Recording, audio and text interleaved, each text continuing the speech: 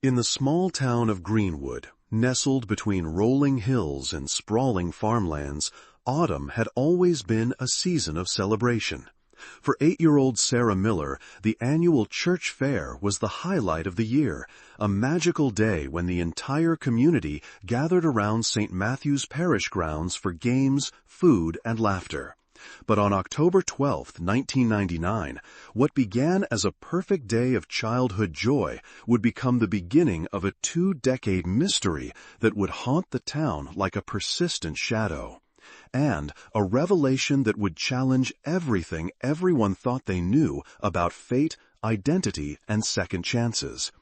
If you're fascinated by stories of disappearances and extraordinary returns, please take a moment to subscribe to our channel for more compelling real-life mysteries.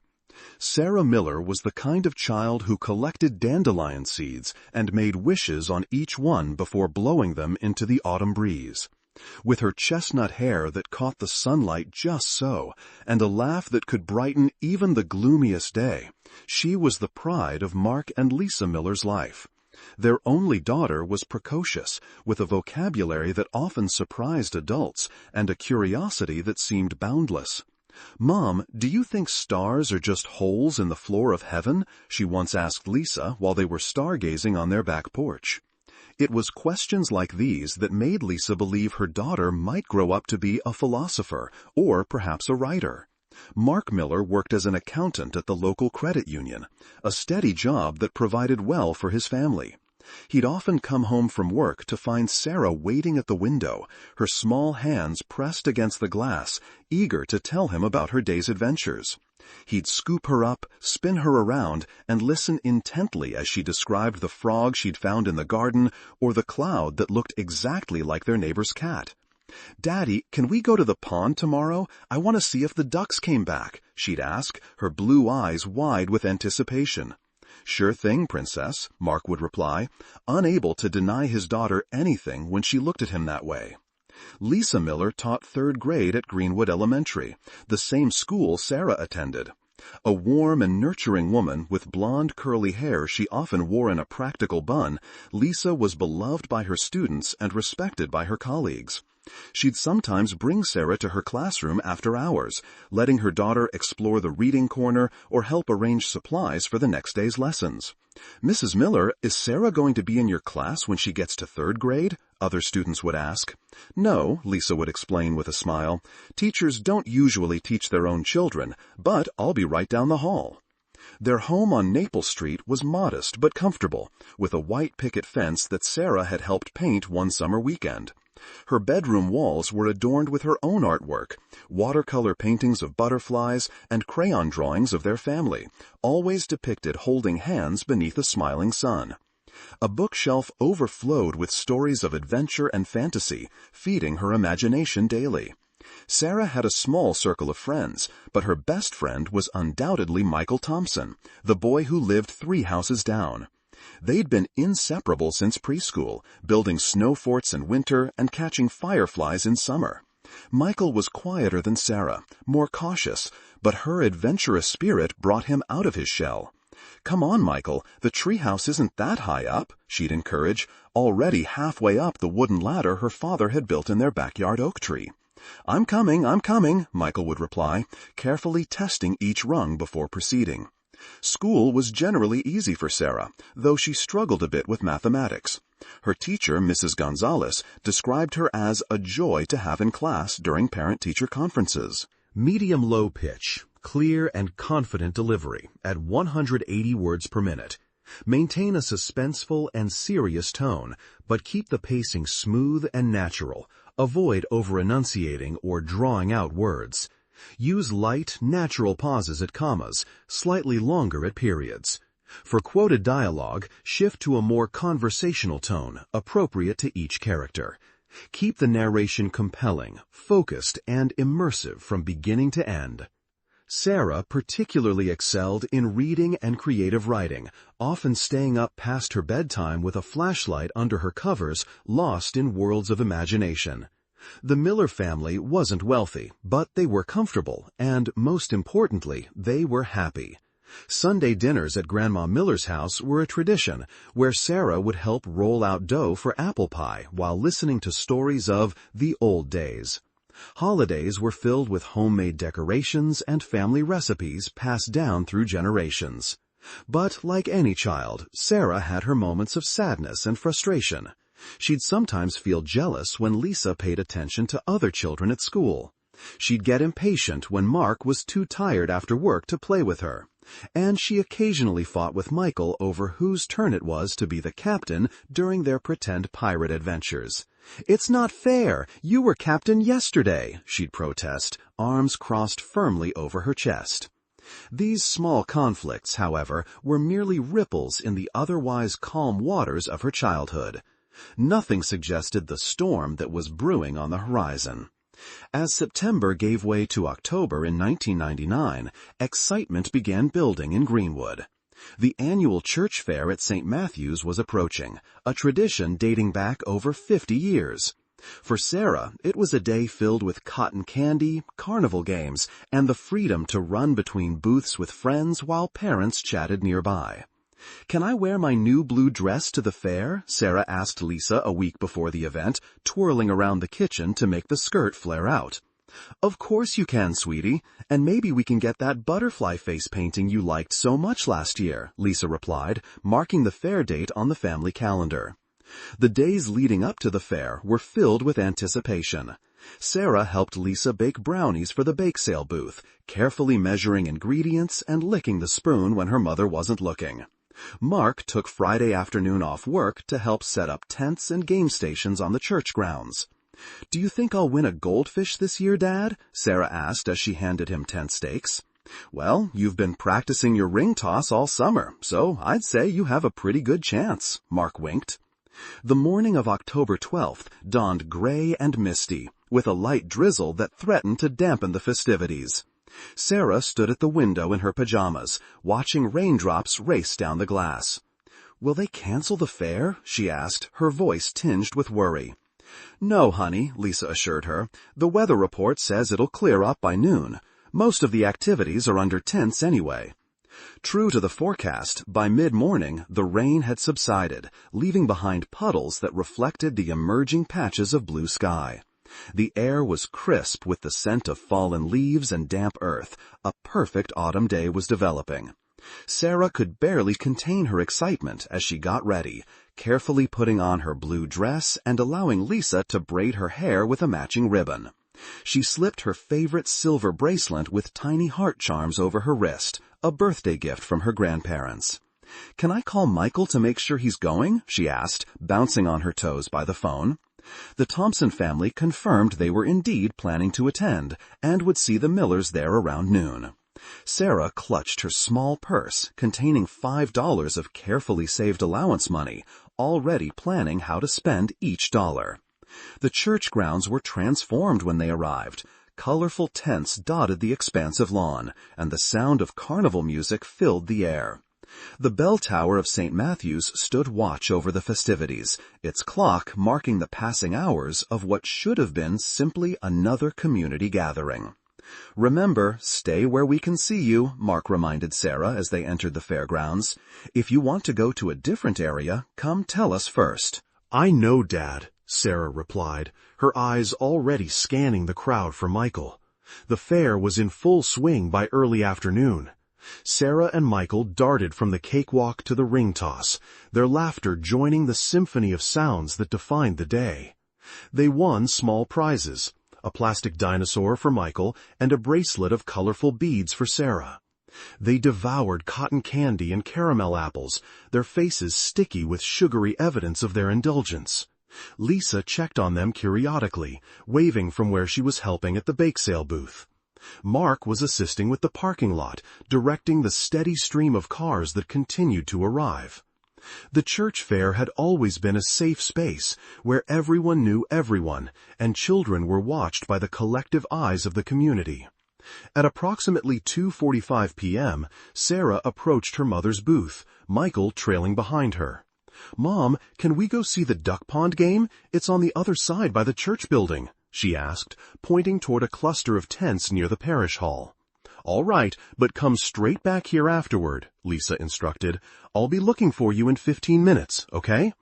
"Okay," Sarah agreed cheerfully, already turning to run toward the games, Michael hurrying to keep up. That was the last time Lisa Miller saw her daughter as a child. The next 15 minutes passed without incident or concern. Lisa sold brownies and cookies, chatting with neighbors and friends. When she checked her watch and realized it had been 20 minutes since Sarah's departure, she felt only a mild twinge of annoyance at her daughter's disregard for time limits. After 30 minutes, that annoyance transformed into the first tendrils of worry. Lisa left her post at the bake sale and walked toward the duck pond game, expecting to find Sarah engrossed in play, having lost track of time. But Sarah wasn't there. "Have you seen a little girl in a blue dress, my daughter, Sarah?" Lisa asked the elderly volunteer managing the game. "There were lots of children here earlier, dear, but I can't recall specifically," the woman replied, adjusting her glasses. Lisa's pace quickened as she moved from booth to booth, her eyes scanning for the familiar blue dress and chestnut hair. She found Michael near the face-painting station, his cheeks adorned with tiger stripes. "Michael, where's Sarah?" Lisa asked, trying to keep her voice calm. Michael looked up, confusion crossing his features. "She was right behind me when we were at the duck pond, Mrs. Miller. Then she said she wanted to see the rabbits in the petting zoo, but I wanted to get my face painted." "So you separated? When was this?" "Maybe 20 minutes ago. I thought she went back to you." The first call for Sarah Miller came over the fair's PA system at 3:30 p.m. "Would Sarah Miller please come to the information booth? Your mother is waiting for you." By 3:45 p.m., Mark had joined the search, his face growing increasingly pale as they combed the fairgrounds. By 4 o'clock p.m., volunteers were organized into search parties, spreading out across the church property and into the surrounding areas. "She wouldn't just wander off," Lisa insisted, her voice cracking. "She knows better than that." The rain returned at 4:30 p.m., a steady downpour that complicated the search efforts and washed away any potential evidence or footprints. Police were called at 4:45 p.m., and by 5 o'clock p.m., the fair had effectively ended as the community mobilized to find one of their own. Officer James Reed was the first police responder on the scene, a veteran of the Greenwood Police Department with salt and pepper hair and eyes that had seen too much in their 20 years of service. "When did you last see her?" he asked, notebook in hand as rain pelted his uniform. Lisa recounted the timeline, her words tumbling out faster as the reality of the situation began to sink in. Mark stood beside her, an arm around her shoulders, his own fear evident in the tremor of his voice as he described Sarah's appearance. "She's wearing a blue dress with white flowers embroidered at the hem, brown shoes. Her hair is in braids with a blue ribbon. She has a small silver bracelet with heart charms," he explained, each detail a desperate attempt to make his daughter more findable. As darkness fell over Greenwood, flashlights cut through the rain, and voices called Sarah's name across fields and wooded areas near the church. The search expanded to include the creek that ran behind the church property, a feature that had always been off-limits to children without adult supervision. By midnight, the search had grown to include neighboring towns' police departments and a canine unit. Sarah's blue hair ribbon was found near the edge of the woods behind the church, setting off a fresh wave of panic and intensifying the search in that area. Dawn broke on October 13th with no sign of Sarah Miller. Her school picture was distributed to law enforcement agencies across the state. The local news station interrupted regular programming with her description and a plea for information. Days turned into weeks. The search continued, though with diminishing resources as time passed. The Miller home became a command center of sorts, with maps spread across the dining room table and a dedicated phone line installed for tips and information. Lisa took a leave of absence from teaching. Mark went through the motions at work, unable to focus, returning home each evening to join ongoing search efforts. They barely slept, existing in a terrible limbo between hope and despair. The community rallied around them. Meals appeared on their doorstep. Neighbors took turns staffing the phone. Michael Thompson, confused and guilt-ridden for having separated from Sarah, visited daily, often sitting quietly in Sarah's room as if expecting her to return at any moment. As October gave way to November, the first snow of the season fell on Greenwood, covering the church grounds in a pristine white blanket that seemed to mock the darkness that had descended on the Miller family. The physical search was scaled back, though the investigation continued. Detective James Reed became a fixture at the Miller home, delivering updates that were increasingly devoid of new information. "We're still following leads," he would say, though his eyes told a different story. The holidays arrived with an emptiness that permeated every tradition. Lisa hung Sarah's stocking beside their own, unable to do otherwise. Mark found himself buying a doll he knew Sarah would have loved, wrapping it carefully and placing it under the tree, where it remained unopened. The 1-year anniversary of Sarah's disappearance was marked with a candlelight vigil at St. Matthew's Church. The community gathered, holding flickering lights against the autumn darkness, praying for a miracle that seemed increasingly unlikely. 2 years passed. The Millers remained in their home on Maple Street, unable to leave the last place their daughter had lived, yet haunted by her absence in every room. Sarah's bedroom remained unchanged, a shrine to a childhood frozen in time. 5 years after the disappearance, the case was officially classified as cold. Detective Reed, now approaching retirement, delivered this news personally, his weathered face reflecting the toll the unsolved case had taken on him as well. "This doesn't mean we're giving up," he assured them. "It just means we've exhausted our active leads. Any new information will still be fully investigated." Lisa nodded numbly, having expected this moment, but unprepared for how it would feel when it finally arrived. Mark simply turned away, staring out the window at the oak tree where Sarah's treehouse still stood, unused and weathering with each passing season. The Millers stayed in Greenwood, though many expected them to leave. They became quiet fixtures in the community, their presence a reminder of the tragedy that had touched their small town. Lisa eventually returned to teaching, finding some solace in helping other children. Mark threw himself into community safety initiatives, working to ensure no other parent would experience their ongoing nightmare. They never gave up hope completely. How could they?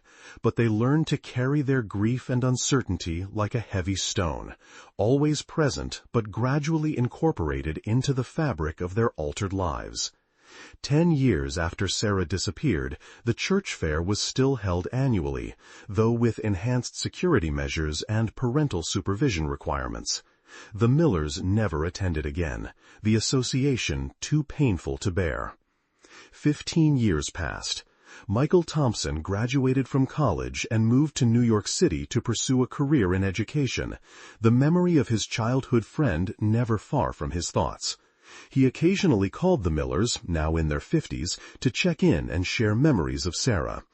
And then, 20 years after that rainy October day, something happened that would set in motion a chain of events no one could have predicted. It began with a box in an attic, dust-covered and forgotten. Michael Thompson, now a respected professor of child psychology at Columbia University, was preparing to move from his cramped Manhattan apartment to a brownstone in Brooklyn. At 31 years old, he had established himself as an expert in childhood trauma and resilience, his career choice undoubtedly influenced by the defining tragedy of his youth. While packing his belongings, Michael discovered a cardboard box he hadn't opened since moving to New York after college. Inside were mementos from his childhood in Greenwood, report cards, baseball cards, and a small leather-bound journal he'd kept as a child. The journal contained entries typical of an 8-year-old boy, complaints about homework, excitement over new video games, and frequent mentions of his adventures with Sarah Miller. But it was a faded Polaroid photo tucked between the pages that caught his attention. The image showed Sarah at the church fair on that fateful day, standing beside a game booth, cotton candy in hand. Michael had taken the picture with his father's camera just hours before she vanished. He'd forgotten the photo existed, having been too traumatized by subsequent events to ever look through his childhood keepsakes again. As he studied the image, something about Sarah's expression struck him as odd. While she was smiling, her eyes seemed to be looking past the camera, focused on something or someone in the distance. There was an intensity in her gaze that seemed strangely mature for an 8-year-old. Michael turned the photo over and noticed something he'd never seen before, a small series of numbers and letters written in the corner in what appeared to be a child's handwriting. SM42EC. The notation meant nothing to him, but for reasons he couldn't fully articulate, it unsettled him. He placed the photo on his desk, intending to examine it more carefully later, and continued packing. That evening, while having dinner with a colleague, Professor David Clark, Michael mentioned his discovery. "I found this old photo today of my childhood friend who disappeared," Michael explained, pulling the slightly worn Polaroid from his wallet. "She vanished during our town's church fair when we were 8. They never found her." David examined the photo with interest. A former forensic psychologist who now taught at Columbia, he had worked with law enforcement on numerous missing persons cases throughout his career. "This notation on the back," David said, turning the photo over. "Any idea what it means?" "None," Michael admitted. "I didn't even notice it until today. It looks like something she might have written, but I can't imagine what it means." David studied the writing more closely. "SM are her initials, right? Sarah Miller? The 42 could be anything, but EC? That's interesting." "Why?" Michael asked, leaning forward. "In some missing children cases, especially those where there's a suspicion of parental abduction or identity change, investigators look for code systems. Sometimes children are taught to leave breadcrumbs, subtle messages that might help identify them later." Michael's heart rate quickened. "You think Sarah wrote this as some kind of message?" "I'm not saying that definitively," David cautioned, "but it's unusual enough to warrant a closer look. Have you considered sharing this with the original investigators?" The next morning, Michael called the Greenwood Police Department and was eventually connected with Detective James Reed, now retired but still living in the area. Reed agreed to meet with Michael when he returned to Greenwood the following weekend. Michael arrived in his hometown on a Friday afternoon, the familiar streets both comforting and painful. Greenwood had changed little in the years since he'd left. The same storefronts lined Main Street, though some names had changed. St. Matthew's Church still stood on its hill overlooking the town, its bell tower a sentinel against the sky. Detective Reed met him at a coffee shop downtown, his once dark hair now completely gray, his face more lined, but his eyes still sharp and observant. "It's good to see you, Michael," Reed said, shaking his hand firmly, "though I wish it were under different circumstances." Michael placed the Polaroid on the table between them. "I found this while packing to move. I'd forgotten I had it." Reed studied the photo carefully, his expression softening at the sight of Sarah's face.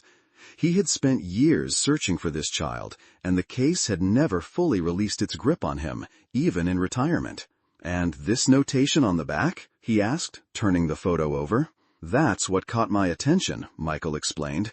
"A colleague of mine, a former forensic psychologist, thought it might be significant." Reed was silent for a long moment, studying the childish scrawl. SM42EC, he read aloud. "Sarah, obviously. The number could be anything. But EC."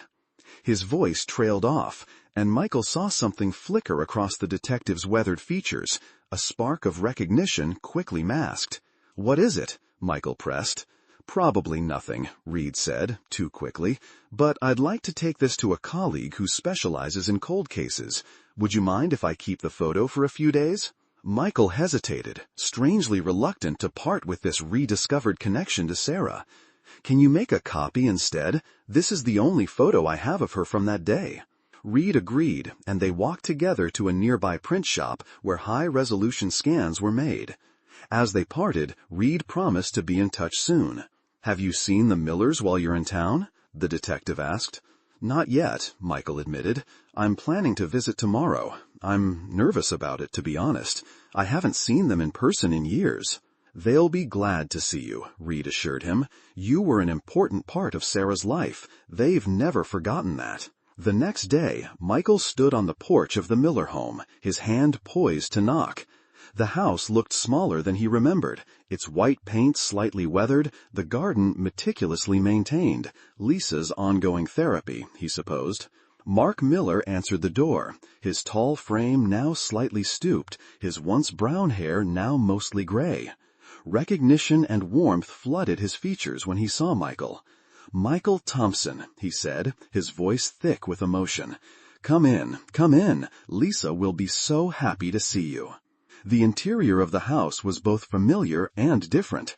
The same furniture occupied the living room, but the walls had been repainted. Photos of Sarah still held places of honor, but they were now accompanied by newer images.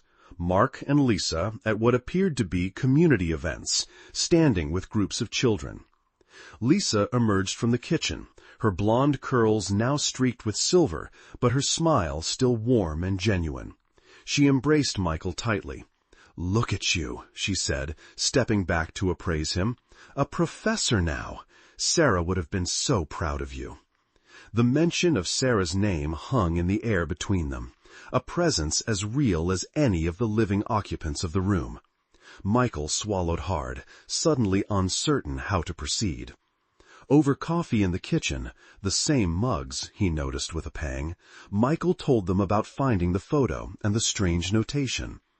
"I showed it to Detective Reed yesterday," he explained, placing his copy of the Polaroid on the table. "He seemed interested in the writing on the back." Lisa picked up the photo with trembling hands, her eyes drinking in the image of her daughter. "This was taken that day?" Michael nodded. "Just a couple of hours before she disappeared." Mark leaned in to look over his wife's shoulder, his expression a complex mixture of love and pain. "What's this writing on the back?" he asked when Lisa turned the photo over. "That's what caught my attention," Michael explained.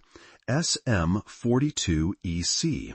The M is obviously Sarah Miller, but the rest... "EC," Lisa repeated softly. "That's odd."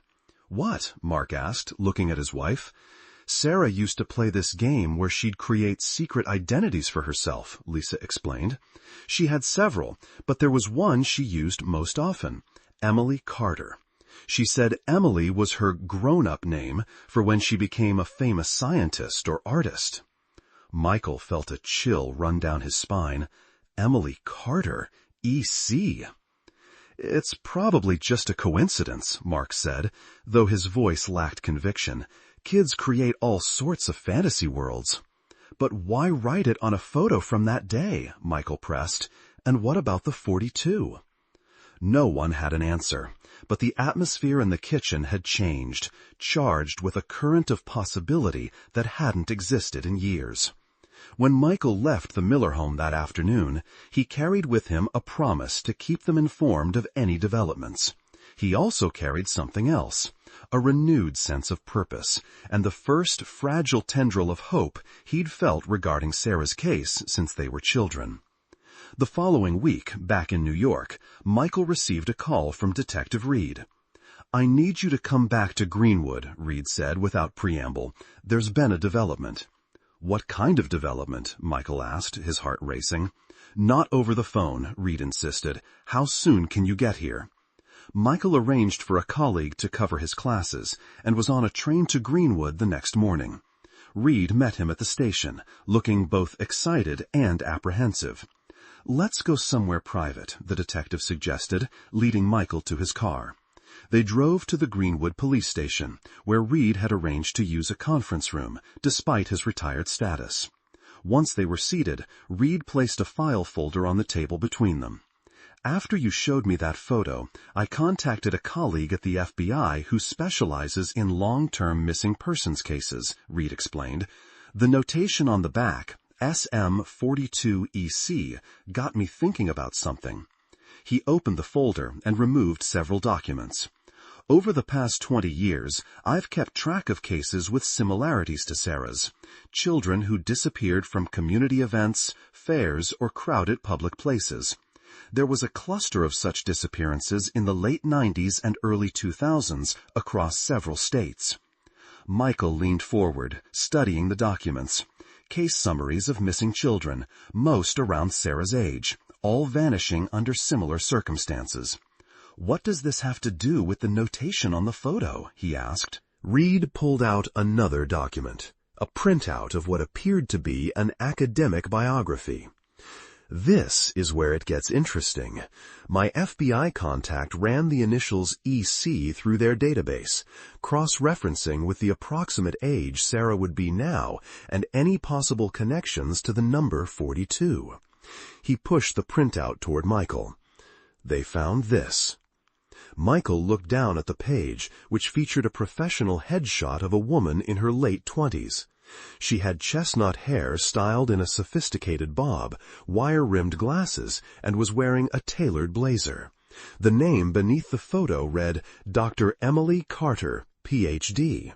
"Who is she?" Michael asked, though a part of him already suspected the answer.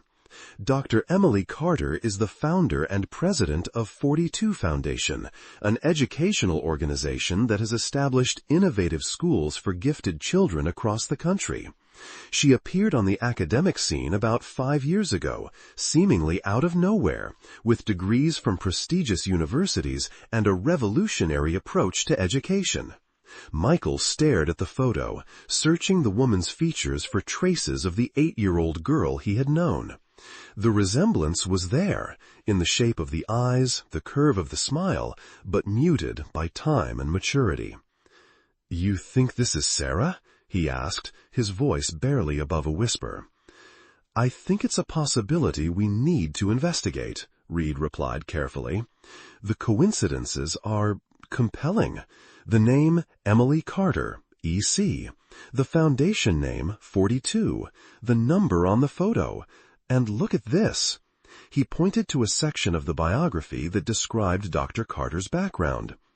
Dr. Carter's approach to education was influenced by her unconventional upbringing and educational experiences across multiple states and institutions. "That's deliberately vague," Michael noted. "Exactly. There's no mention of her hometown, her parents, or any details about her early childhood. Her official biography begins with her undergraduate studies at Princeton, where she apparently enrolled at age 18. Michael looked up from the document.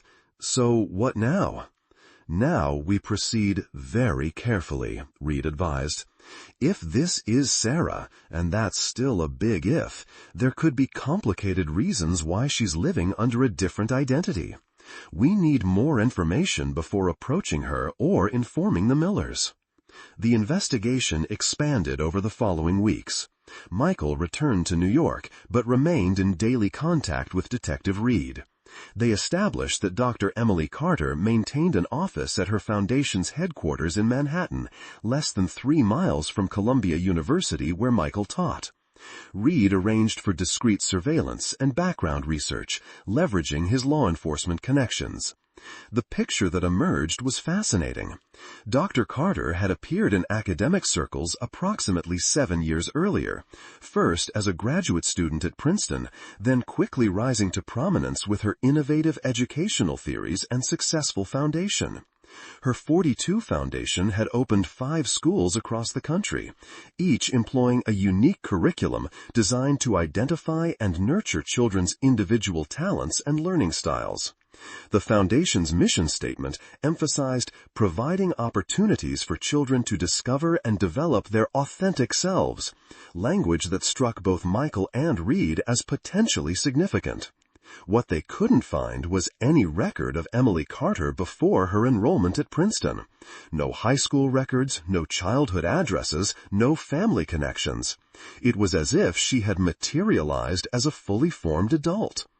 "We need to get closer," Michael said during one of their daily calls. "I could attempt to meet her professionally, reach out as a child psychologist interested in her educational methods." Reed considered this. "It's risky. If she is Sarah, and she sees you, Someone from her past. It could trigger unpredictable reactions. But I don't see many alternatives at this point. Michael crafted a carefully worded email to Dr. Carter, introducing himself as a professor of child psychology at Columbia with an interest in innovative educational approaches. He requested a meeting to discuss possible collaboration between his department and her foundation. The response came 2 days later, a polite but brief message from Dr. Carter's assistant, indicating that the doctor was currently traveling but would be giving a keynote address at an education conference in Manhattan the following week. The assistant suggested Michael attend a presentation and perhaps speak with Dr. Carter afterward during the reception. Michael forwarded the email to Reed, who agreed this presented an ideal opportunity for initial contact. Just observation, Reed cautioned. Don't confront her with any theories or mention Sarah. We need to be certain before taking that step. The conference was held at a luxury hotel in Midtown Manhattan, drawing educators and administrators from across the country. Michael arrived early, securing a seat near the front of the auditorium where Dr. Carter would be speaking. His heart was pounding as he waited, scanning the program notes that included a more detailed biography of the keynote speaker. There was still no mention of her early life, only her academic achievements and the rapid success of her foundation. The lights dimmed, and the conference organizer approached the podium to introduce Dr. Emily Carter. Michael held his breath as a woman walked confidently onto the stage.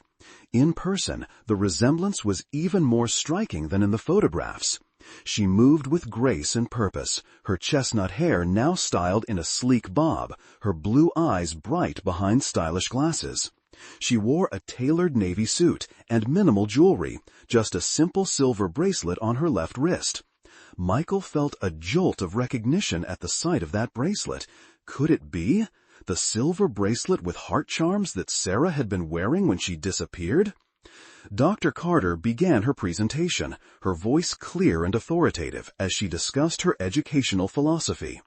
Michael barely registered the content, too focused on studying her mannerisms, the way she gestured with her hands, the slight tilt of her head when considering a question, searching for any connection to the little girl he had known.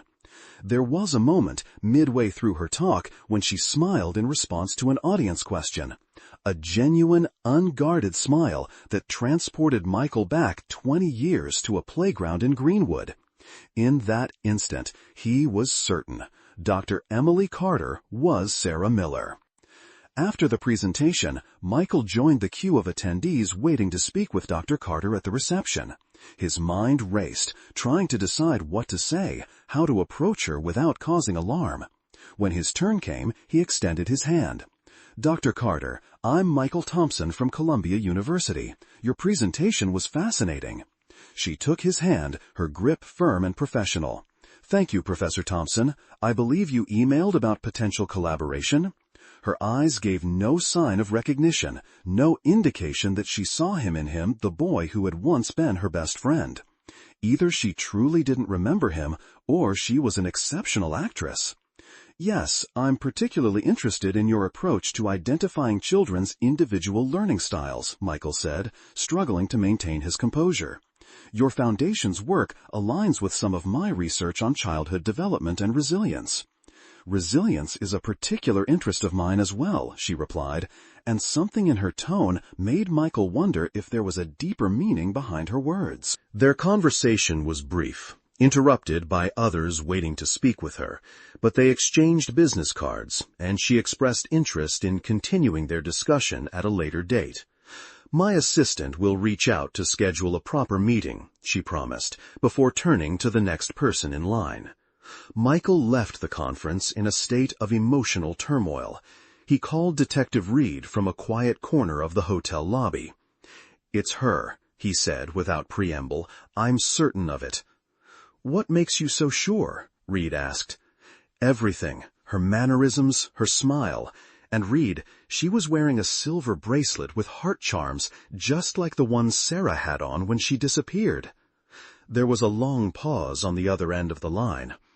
That's compelling, but not conclusive, Reed finally said, though Michael could hear the excitement in his voice. We need to proceed with extreme caution here. If she is Sarah, there could be complicated psychological factors at play, and if she's built this new identity, there must be reasons. What about the Millers? Michael asked. Don't they deserve to know there's a possibility their daughter is alive? Not yet, Reed insisted. We need more evidence. If we're wrong, it would be devastating for them. And if we're right, well, we need to understand the full situation before making any moves. The investigation intensified over the following weeks. Reed traveled to New York, and together with Michael, they built a comprehensive profile of Dr. Emily Carter. They tracked her public appearances, researched her published work, and discreetly interviewed colleagues who had worked with her. What emerged was the picture of a brilliant, driven woman who kept people at a professional distance. She had no known romantic relationships, few close friends, and lived in a secure apartment building in an upscale Manhattan neighborhood. Her life appeared to revolve around her work and foundation. Michael's scheduled meeting with Dr. Carter was set for 3 weeks after the conference. In preparation, he and Reed developed a careful strategy. Michael would engage her in professional conversation while looking for opportunities to subtly probe her background. The day before the scheduled meeting, however, an unexpected development changed everything. Michael was preparing lecture notes in his office when his phone rang. Detective Reed, his voice tense with urgency. "Someone leaked information about our investigation," Reed said without preamble. "A reporter from the New York Times contacted me asking for comment on a story about the possible connection between Dr. Emily Carter and Sarah Miller." "How is that possible?" Michael demanded. "No one knew except us." "My FBI contact must have shared the information with someone who wasn't discreet. The reporter has the photo, Michael, the Polaroid with the notation. They're planning to run the story tomorrow." Michael felt the blood drain from his face. "We have to warn her." "I agree. This can't come out in the press before she's prepared. It could be traumatic, not to mention potentially dangerous if there were threatening circumstances behind her disappearance." Michael tried calling Dr. Carter's office, but was told she was in meetings all afternoon. Deciding this was too important to leave to chance, he made his way to the 42 Foundation headquarters in a renovated brownstone near Central Park. The receptionist informed him that Dr. Carter was unavailable, but Michael insisted it was an urgent matter concerning her personal safety. After several tense minutes, he was escorted to a waiting area outside her office. 20 minutes later, the door opened and Dr. Emily Carter appeared, her expression a mixture of curiosity and annoyance. "Professor Thompson," she said coolly, "our meeting isn't until tomorrow. What's so urgent that it couldn't wait?" Michael took a deep breath. "Dr. Carter, Emily, I need to speak with you privately. It's about a story that's about to break in the press. A story about you, and about a little girl named Sarah Miller." Her reaction was subtle but unmistakable, a slight widening of the eyes, a quick intake of breath. For a moment she stood perfectly still, then stepped back and gestured him into her office. The space was elegant and minimalist, white walls adorned with abstract art, a glass desk with a sleek computer, bookshelves filled with academic volumes. She closed the door and turned to face him, her composure regained. "What exactly are you talking about, Professor Thompson?" she asked, her voice steady. Michael chose his words carefully. 20 years ago, an 8-year-old girl named Sarah Miller disappeared from a church fair in Greenwood, Pennsylvania. I was there that day. I was her best friend.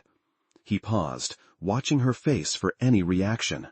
Her expression remained neutral, but her hands, clasped tightly in front of her, betrayed her tension.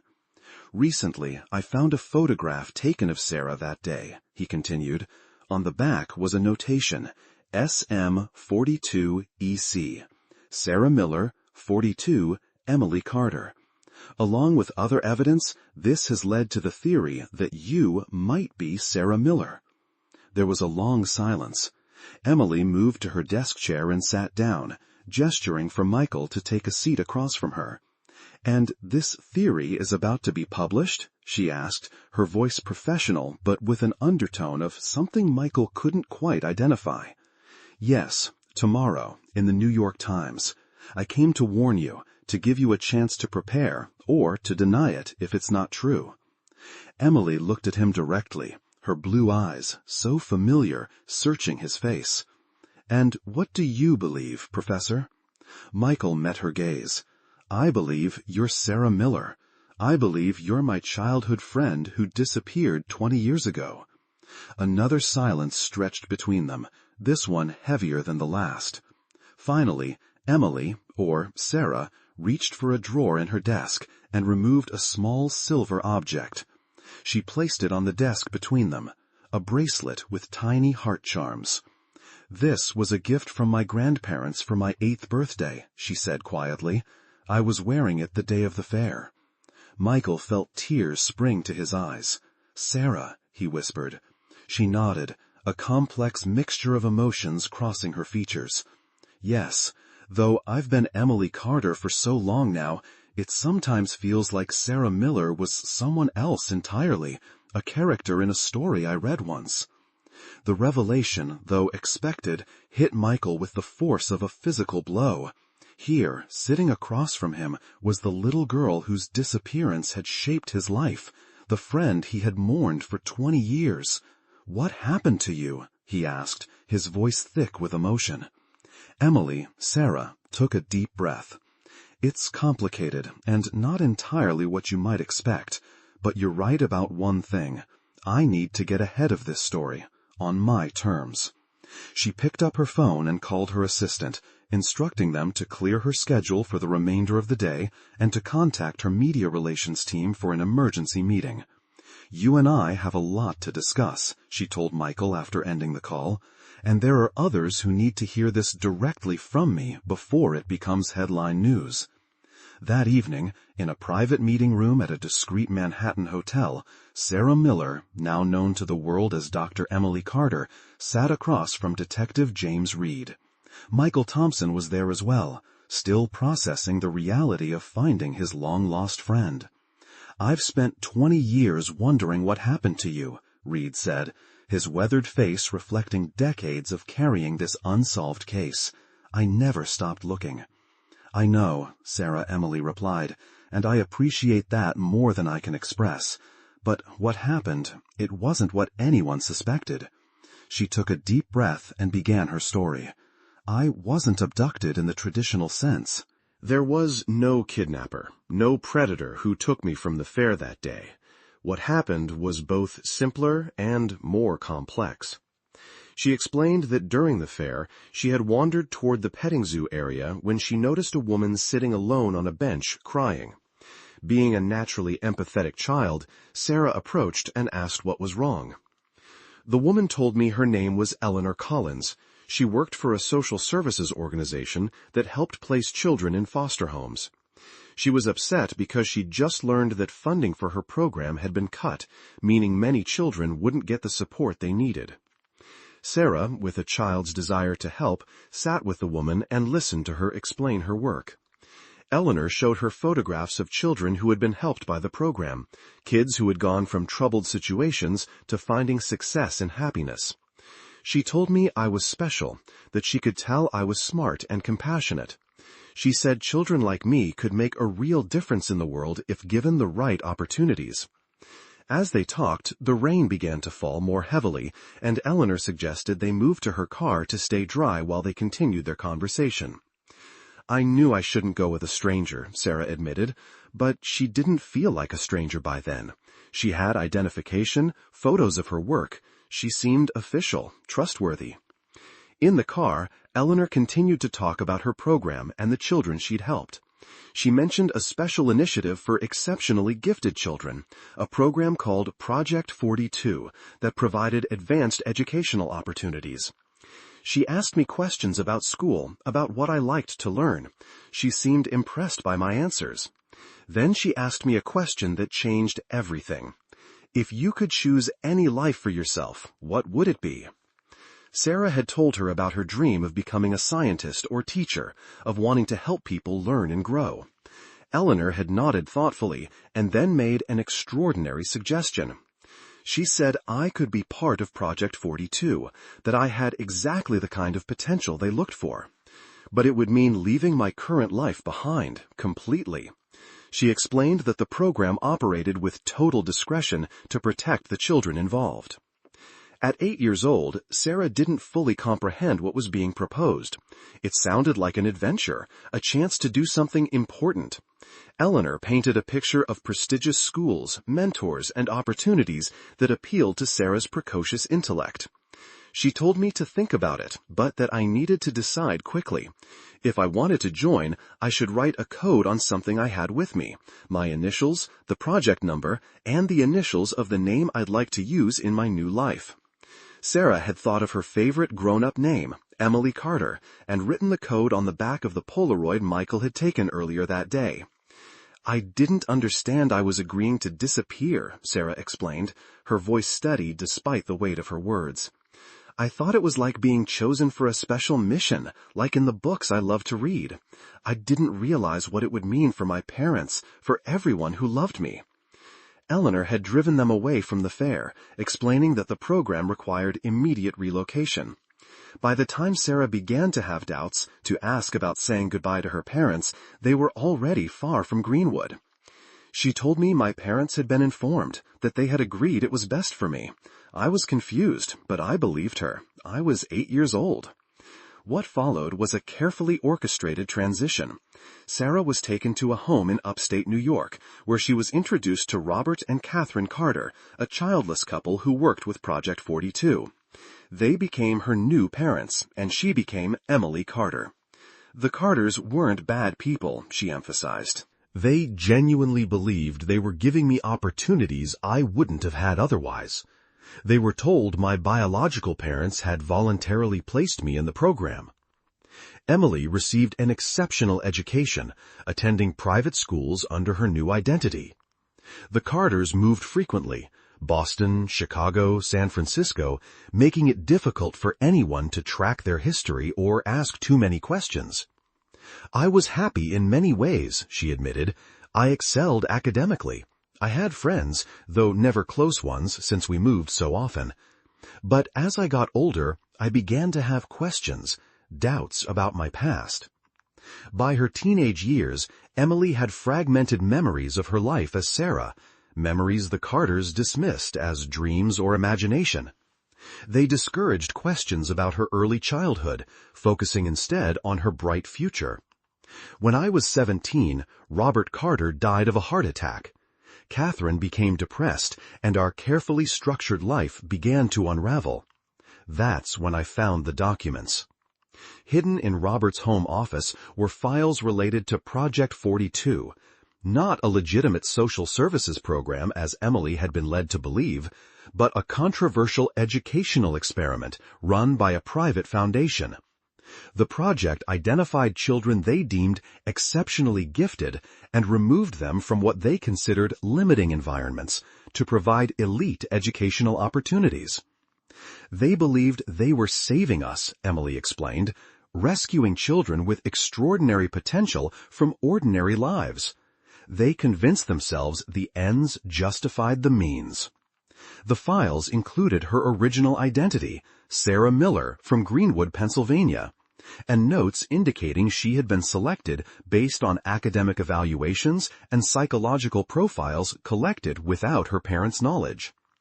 When I confronted Catherine with what I'd found, she broke down. She admitted they'd been told I was part of a legal program, but she had suspected for years that something wasn't right. She'd chosen to believe what she wanted to believe. By then, Emily was preparing for college, accepted to Princeton on a full scholarship. Catherine, overwhelmed by guilt and grief over her husband's death, took her own life shortly after Emily's graduation from high school. I was alone, 18 years old, with the knowledge that my entire life had been built on a lie. I could have come forward then, tried to find my birth family, but I was afraid of legal consequences, of the trauma it would cause, of having to abandon the identity I'd built as Emily. So she continued her education, excelling at Princeton, and later earning her PhD in educational psychology. The experience had shaped her profoundly, giving her a unique perspective on child development and education. I founded the 42 Foundation to create the kind of educational opportunities I'd received, but ethically, with family involvement. The name was my way of acknowledging where I came from, a reclaiming of the number that had been part of my code. Over time, Emily had researched her past, learning about the Millers and the impact of her disappearance. She'd followed Michael's career from a distance, recognizing his choice of specialization as a response to the trauma of losing her. "I've wanted to reach out so many times," she admitted, "but I was afraid of the consequences, not just for me, but for everyone involved. Project 42 was disbanded years ago after ethics investigations, but the people behind it were powerful, and I wasn't sure my parents could handle the truth about what happened." Reed listened to her story with professional attention, occasionally asking clarifying questions. When she finished, he sat back in his chair, processing the implications. "There are still legal questions to address," he said finally. "What happened to you was criminal, regardless of the intentions behind it. The statute of limitations hasn't expired on child abduction." "I understand," Emily nodded, "and I'm prepared to cooperate with any investigation. But my primary concern right now is my parents, my birth parents. They need to hear this from me, not from a newspaper." "Mark and Lisa have never stopped loving you," Michael said softly. "They never stopped hoping you were alive somewhere." "Will you come with me to see them?" she asked, vulnerability showing through her composed exterior for the first time. "I don't know if I can do it alone." The next morning, before the New York Times could publish their story, Dr. Emily Carter held a brief press conference announcing that she was, in fact, Sarah Miller, a child who had disappeared from Greenwood, Pennsylvania 20 years earlier. She provided limited details, stating that she had been placed with another family through illegitimate means, and had only recently fully recovered her early memories. She requested privacy as she reconnected with her birth family, promising a more complete statement in the coming weeks. The press exploded with the story, but Emily was already on a private flight to Pennsylvania, accompanied by Michael Thompson and Detective James Reed. The drive from the airport to Greenwood was silent, Emily staring out the window as familiar landscapes came into view. They had called ahead, Reed speaking with Mark Miller, explaining only that there had been a significant development in Sarah's case and that they were bringing someone to meet them. When they pulled up to the house on Maple Street, Emily remained in the car for a long moment, gathering her courage. "They've changed," Michael said gently, "but they're still the same people who loved you more than anything." The front door opened before they reached it. Mark and Lisa Miller stood in the doorway, confusion and apprehension on their faces as they watched the three figures approach. Emily walked slowly, her professional confidence giving way to the uncertainty of a child coming home after a very long absence.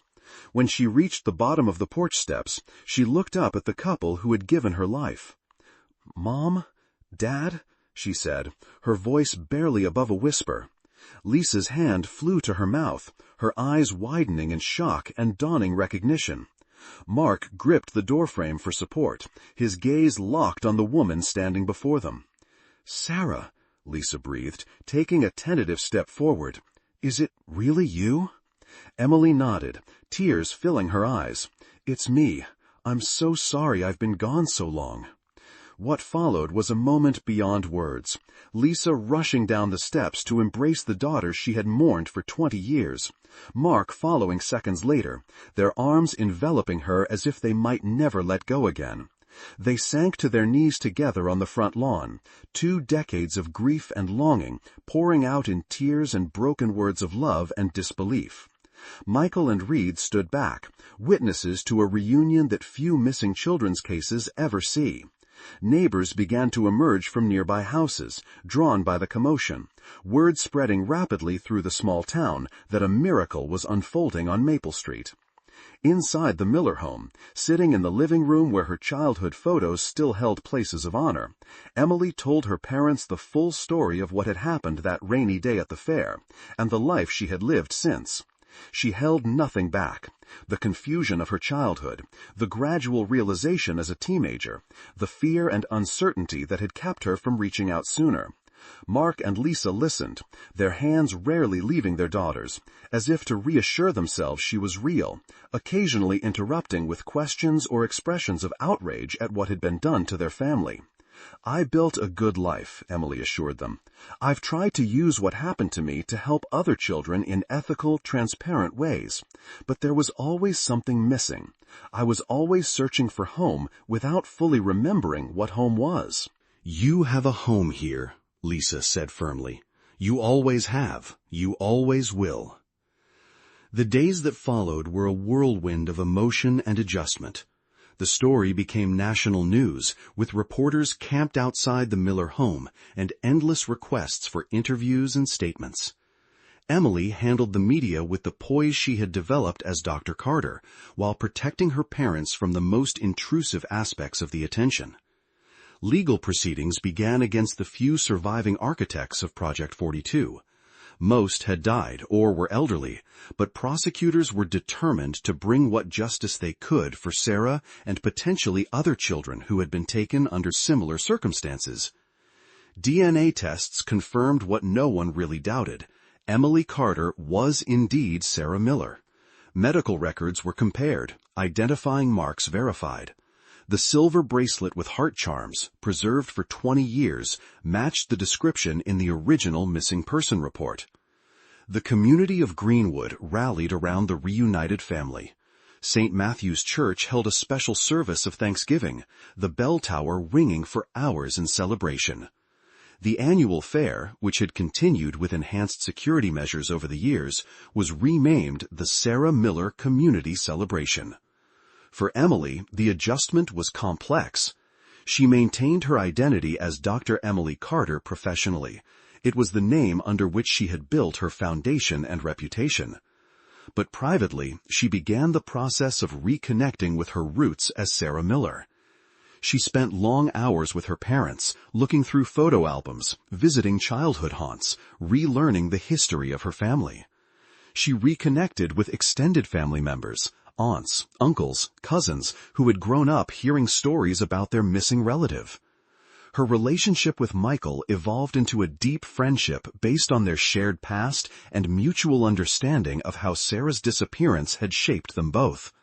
He helped her navigate the emotional complexity of straddling two identities, two lives that were now merging into something new. 6 months after the reunion, the 42 Foundation opened a new headquarters in Pennsylvania, not far from Greenwood. Emily divided her time between New York and her hometown, gradually integrating her two worlds. Mark and Lisa Miller became involved with the Foundation's work, Lisa applying her decades of teaching experience to new educational programs, Mark using his business acumen to help manage the growing organization. On the 1-year anniversary of her return, Emily gave her first comprehensive interview about her experience, speaking candidly about Project 42 and its impact on her life. "What happened to me was wrong," she stated clearly. "Children should not be separated from loving families, regardless of their potential or abilities. But I've tried to create something meaningful from that wrong. Schools and programs that enhance children's natural gifts while keeping them firmly rooted in family and community." The interview ended with a question about her name, whether she considered herself Sarah Miller or Emily Carter. "I am both," she replied thoughtfully. "Sarah is the foundation of who I am, the child who was loved and who loved in return. Emily is who I became through years of education and experience. I don't need to choose between them anymore." In Greenwood, life settled into a new normal.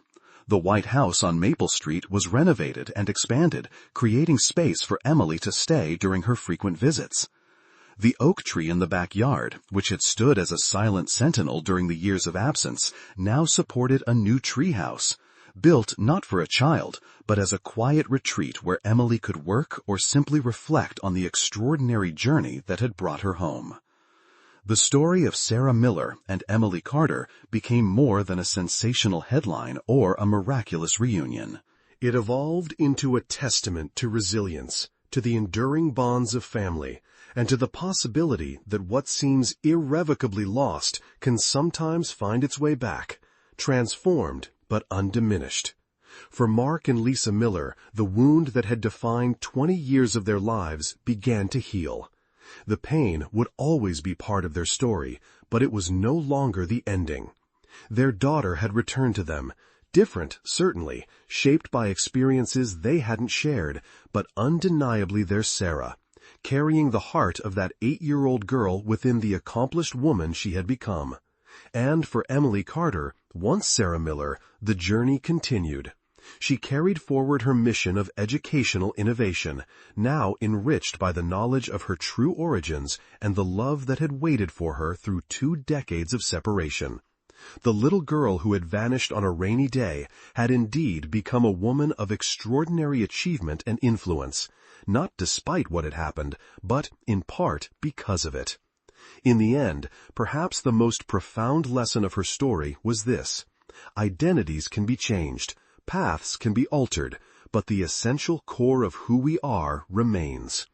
Sarah Miller had disappeared at a church fair and returned 20 years later as the founder of a university, but in the ways that mattered most, she had been herself all along, a child of Greenwood who had found her way back to where she began, bringing with her all that she had become in the journey between.